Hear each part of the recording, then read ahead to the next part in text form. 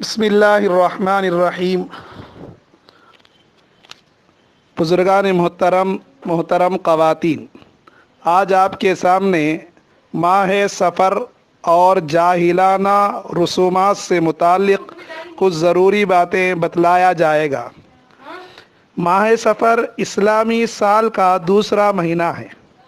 اس مہینے میں شریعت مطہرہ نے نہ تو کوئی خاص عبادت مقرر کی ہے، نہ ہی قرآن و سنت میں اس کے تعلق سے کوئی خاص اصول آئے ہیں، لیکن مسلمانوں کی اسلامی تعلیمات سے جتنی دوری بڑھتی جا رہی ہے، مسلمان قرآن و سنت کی تعلیمات کے بجائے رسوم و رواج اور شرک و بدعت کی دلدل میں دھستے جا رہے ہیں اور دین کے بنیادی احکام تک کو چھوڑ کر چند من گھڑت چیزوں کو ہی اصل دین قرار دے دیا جا رہا ہے۔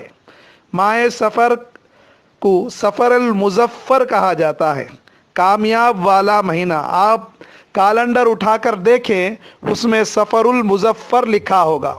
اس مہینے کے حوالے سے بھی بہت سارے مسلمانوں کا یہ عقیدہ ہے، غلط عقیدہ ہے کہ یہ مہینہ منحوس ہے۔ آسمان سے بلائیں اور آفتیں نازل ہوتی ہیں، خاص طور سے ابتدائی 13 دنوں کو 13 تیزی کا نام دے کر نہایت سخت، برے اور منحوس دن سمجھتے ہیں۔ اسی ماہ کے آخری چہارشنبہ کو صحت یابی کے دن کے نام سے، جسے آخری چہارشنبہ کہہ کر لوگ پہاڑوں میں، ندیوں میں اور اسی طرح پارکوں میں جاتے ہیں، ہریالی کی سیر و تفریح کرتے ہیں۔ حالانکہ احادیث میں اس طرح کے غلط عقائد کی سخت مذمت کی گئی ہے۔ ابو ہریرہ رضی اللہ تعالیٰ عنہ راوی ہیں، صحیح بخاری کی حدیث ہے، رسول اللہ صلی اللہ علیہ وسلم نے فرمایا، لا ادوا ولا طیرا ولا حام ولا سفر، یعنی یہ کہ بیماری دوسروں کو نہیں لگتی، بدشگونی لینا غلط ہے، الو کو منحوس سمجھنا غلط ہے، سفر کے مہینے کے اندر کوئی برائی نہیں۔ اہل السنہ والجماعت کا عقیدہ ہے، اللہ تعالیٰ ہی ہر خیر اور شر کا پیدا کرنے والا ہے۔ بچپن سے ہم ایمان مفصل یاد کرتے ہیں، اس میں کہا جاتا ہے والقدر خیرہ وشرہ من اللہ تعالی، اچائی برائی اللہ تعالیٰ کے طرف سے ہے۔ اللہ ہی کو مسبب الاسباب جانے، سب کچھ کے بغیر سب کچھ کرنے والا وہی اللہ ہے۔ بیماری بھی اللہ دیتا ہے، صحت بھی اللہ دیتا ہے، بارش کا مالک بھی اللہ ہے، دھوپ کا مالک بھی اللہ ہے، ہر چیز کے بغیر سب کچھ کرنے والا اللہ ہے۔ سب اس کے محتاج ہیں، وہ کسی کا محتاج نہیں۔ لیکن قدیم زمانے اور دور جہالت سے یہ چلا آ رہا ہے، بہت سے لوگ کم علمی، کمزور ایمانی خالق حقیقی پر مکمل توکل و بھروسہ نہ کرنے کے سبب اللہ تعالیٰ کی پیدا کردہ خیر پر اس قدر بھروسہ کر لیتے ہیں، گویا کہ خود ہی اسی کے اندر نفع پہنچانے کی پوری صلاحیت موجود ہے۔ اس خیر کے خالق حقیقی کو بھول جاتے ہیں۔ اگر وہ نہ چاہیں تو یہ خیر تم تک نہیں پہنچ سکتا۔ میری ماں بہنوں، بزرگان محترم، اللہ پر توکل کریں، اللہ پر بھروسہ کریں۔ ابھی جو بخاری شریف کی حدیث پڑھی گئی، اس کے اندر 4 جملے ہیں، لا ادوا ولا طیرا ولا حام ولا سفر۔ اس کی کچھ تفصیل اس طرح ہے، لا ادوا، بیماری کا کسی دوسرے کو لگ جانا کوئی چیز نہیں، कोई बीमारी एक की दूसरों को नहीं लगती। कोरोना वायरस जिसकी वजह से पूरी दुनिया परेशान है, हम रोज़ का मुशाहदा देखते हैं। बाज़ लोग बहुत एहतियात कर रहे हैं, या चाहे वो एमएलए हो, एमपी हो, मिनिस्टर हो, डॉक्टर्स किस्म के हो, उनको ये बीमारी लायक हो गई। लाखों लोग हैं जिनको ये नहीं आई। आखिर यही फैसला करेंगे। अल्लाह जिसको देना चाहता है उसको बीमारी आ जाती है, अल्लाह जिसको बचाना चाहता है वो इस बीमारी से बच जाता है। अल्लाह के फैसले से ही बीमारी फैलती है। अल्लाह किसी बीमारी को बहुत फैला देते हैं, जितना अल्लाह चाहते हैं उतना वो बीमारी फैलता है। जब अल्लाह रोकना चाहते हैं उसके दवा को जाहिर कर देते हैं, या दवा के बगैर ही बीमारी को ख़त्म कर देते हैं। तो असल मालिक खालिक अल्लाह है। ये नहीं कि बीमारी आए दूसरे को लाजिमी लगेगी, तीसरे को लगेगी, नहीं। अल्लाह जिसे लगाना चाहेंगे, जिसको देना चाहेंगे, उसी को बीमारी आएगी, चाहे वो सारी असबाब को इख्तियार कर ले। अगर अल्लाह किसी को देना ना चाहें, वो अगर असबाब के बगैर भी हो, अल्लाह उसे बीमारी नहीं देंगे। हाँ, ये अलग बात है, हम कमज़ोर ईमान वाले ही एहतियाती तदबीर को इख्तियार करना है। हुकूमत का भी ऐलान होता है मास्क ज़रूरी इस्तेमाल करें, सोशल डिस्टेंस का ख्याल रखें, लेकिन अकीदा ये रखें बीमारी देने वाला अल्लाह, और बीमारी आने के बाद मरना ज़रूरी नहीं है। लोग डरते हैं कोरोना वायरस आ जाए मर जाएंगे, नहीं। का लाखों करोड़ों लोगों को आया, सेहत भी पाली है, मरने वाले बहुत कम है। अल्लाह जिसे मारना चाहेगा वही मरेगा, अल्लाह जिसको बीमारी देना चाहेगा उसी को बीमारी आएगी। अल्लाह जिस बीमारी को जितना फैलाना चाहेंगे उतना ही फैलेगा। ला अदवा। दूसरी चीज़ है वला तियरा, कोई चीज़ ऐसी नहीं जो खुद ब खुद मनहूस हो। आज लोग बाज़ परिंदे को मनहूस समझते हैं, बाज़ जानवर को मनहूस समझते हैं, बाज़ इंसानों को मनहूस समझते हैं। मसलन बेवा के अंदर बुराई है या हिजड़े के अंदर बुराई है, नहीं। किसी आदमी के अंदर, किसी परिंदे के अंदर, किसी जानवर के अंदर, किसी जगह के अंदर कोई बुराई नहीं है, मनहूसियत नहीं है। सारे अल्लाह के हुक्म के ताबे हैं। बहुत से जगह बहुत से गलत रस्म व रिवाज होता है। कौवा काय काय करे को मेहमान आ जाएंगे। कौवा के अल्लाने से मेहमान क्यों आ जाएंगे? बिल्ली सामने जाए तो काम नहीं होगा।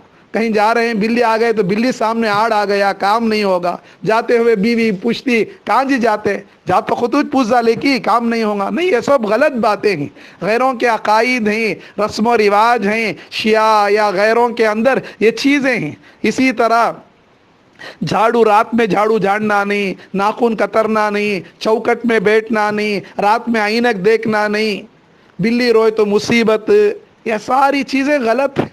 हाँ, चौकट में बैठने से लोगों को तकलीफ होती, इसलिए मना करते हैं। रात में झाड़ेंगे, जाला मारेंगे, आंख में कुछ गिर सकता है, सही सफाई नहीं होगी, इसलिए रोका जाता है, ये अलग बात है।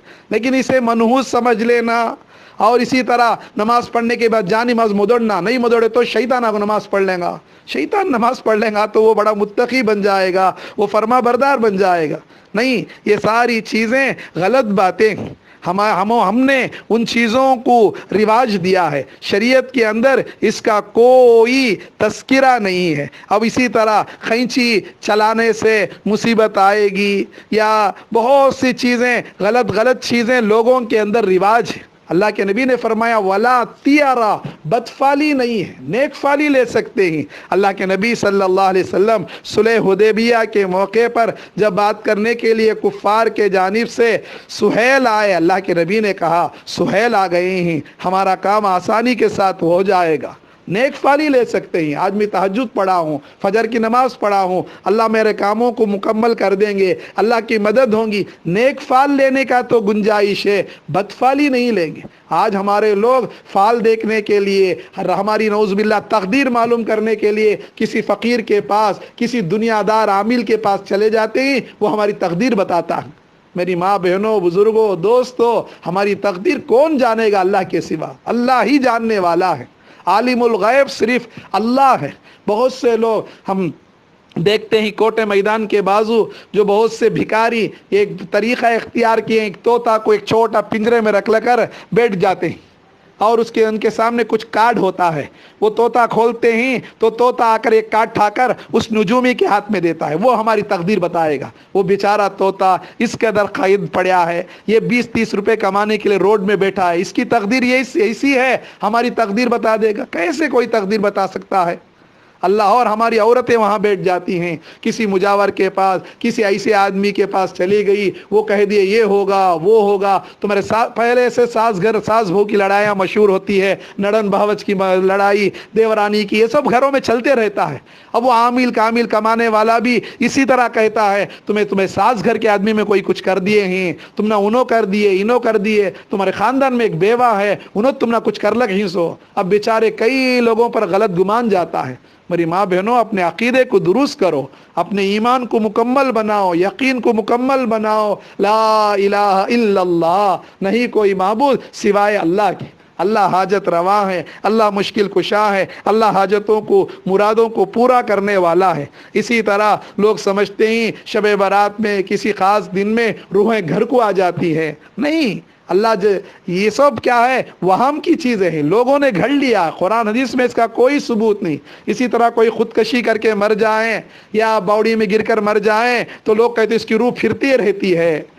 یہ سب کیا ہے؟ غیروں نے، غلط لوگوں نے کہہ دیا، وہ ایسے ہی باتیں، وہم کی باتیں چلی اور ہمارے معاشرے میں بھی جگہ لے لی۔ توبہ کرے، استغفار کرے، اللہ پر بھروسہ کرے، اللہ پر یقین کرے، اللہ سے مانگے۔ ہمارے ہاتھ کو دیکھ کر کوئی تقدیر نہیں بتا سکتا۔ ان لوگوں کی تقدیر بھی اچھی ہوتی ہیں جن کے ہاتھ ہی نہیں ہوتے۔ اللہ تعالیٰ پر توکل، بھروسہ کریں۔ خیر، اللہ کے نبی نے فرمایا ولا تیارا، اسلام میں بدفعلی نہیں ہے۔